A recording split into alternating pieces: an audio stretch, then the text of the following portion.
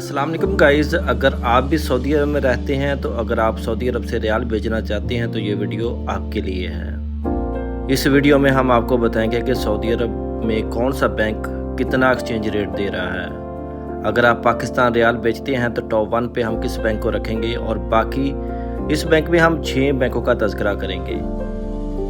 Top 1 पे हम जिस बैंक को रखेंगे इस वीडियो में हम आपको बताएंगे और बाकी बैंकों के एक्सचेंज रेट के भी बारे में आपको मालूमात दी जाएगी, तो वीडियो लाजमी एंड तक देखना।